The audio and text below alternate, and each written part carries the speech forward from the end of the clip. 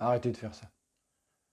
Arrêtez de faire ça parce que vous passez à côté de quelque chose et vous vous en rendez même pas compte. Donc arrêtez de faire ça. Et c'est quoi ton truc là? Eh ben j'explique. Après le générique.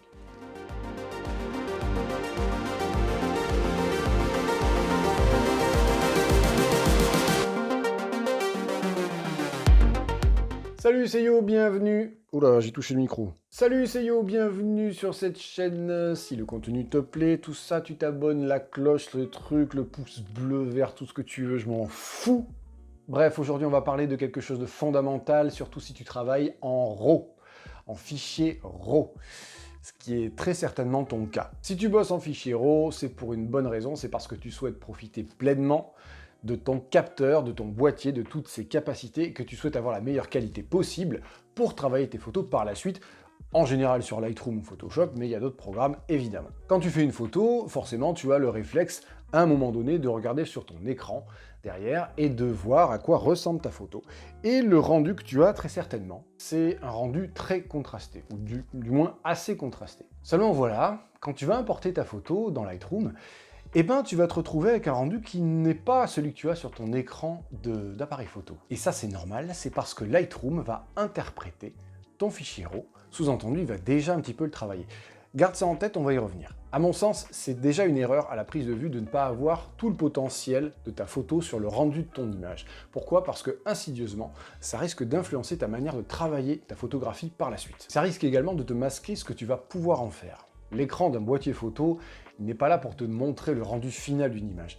Il est là pour valider ou non la composition de ta photo, et il faut voir ça comme une sorte de sondage politique. C'est-à-dire que c'est une cartographie à un instant T, mais ça ne reflète pas le rendu final. Bref, parce que tu travailles en fichier RAW, tu as tout intérêt, à mon sens, de faire ce que je vais te montrer maintenant. Dans ton boîtier, tu choisis un profil colorimétrique neutre. Moi, je suis sur du Nikon, donc évidemment, je te montre comment ça marche chez moi, mais il va sans dire que Canon, Sony, Olympus ou qui que ce soit, ils ont une fonction équivalente. Qu'on soit bien d'accord, si vous travaillez en fichier RAW, c'est parce que vous voulez travailler sur la photo la plus plate possible. Celle qui va vous montrer le plus de données dans les hautes et les basses lumières. Celle qui ne vous cache pas des choses que vous voudriez utiliser. Bref, la photo qui n'est pas maquillée, qui est brute de décoffrage, afin que vous puissiez poser pleinement votre œil dessus. Et tout ça sans aucune influence due à un mauvais réglage. Ne négligez pas l'apparence d'une photo sur votre boîtier et l'influence qu'elle peut avoir sur vous. C'est très inconscient, mais si vous partez sur une photo qui est par exemple contrastée de base, ce qui va se passer, c'est que vous risquez déjà de travailler sur une photo qui est contrastée et ne pas utiliser le plein potentiel de cette image. À ce sujet, j'avais montré comment moi je travaillais de base sur mes photos et comment je les désaturais au maximum au départ pour pouvoir bien travailler et avoir toutes les données visibles. Je vous mets la petite vidéo ici, ça peut vous intéresser. Alors je sais ce que tu vas me dire. Oui, c'est un fichier RAW, donc ça change rien, on peut faire ce qu'on veut derrière, et ça change rien, et on peut faire ce qu'on veut derrière. Parce que ça change rien. Alors oui, mais non. Et oui, parce que vous êtes beaucoup à ne pas faire ce que je viens de vous montrer, et que surtout vous êtes encore plus à ne pas faire ce que je m'apprête à vous montrer maintenant, et qui change tout à mon sens.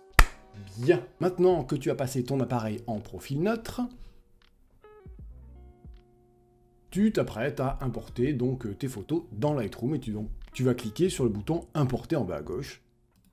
Tu te retrouves dans la fenêtre d'importation, moi j'ai mis mon dossier test qui est là et que je vais importer, et tu cliques sur Importer, c'est certainement ce que tu fais aussi, tu te retrouves avec une photo, une ou plusieurs photos, tu l'ouvres dans Bibliothèque, ça charge et... Ah!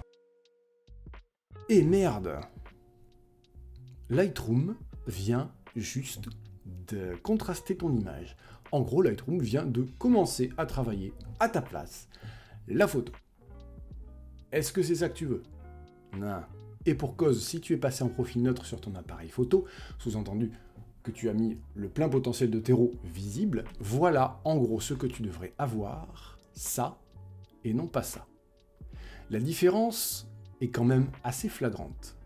Et pour peu que tu ne te donnes pas la peine de décontraster tes images au possible pour voir ce qui se passe dans les zones sombres ou claires au maximum, tu passes à côté de détails que tu as toi-même photographiés. Pour éviter ce genre de problème, il y a une petite manipulation à faire à l'importation et qui va te faciliter grandement la vie. Une fois que tu es dans ta fenêtre d'importation, tu vas sélectionner le dossier ou les photos que tu souhaites importer dans Lightroom.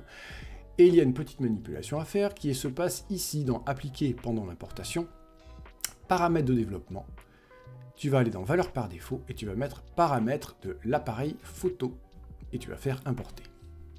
Donc la photo apparaît normalement dans Lightroom, sauf que cette fois-ci, il va pas te la contraster, il va pas te l'interpréter, il va faire rien.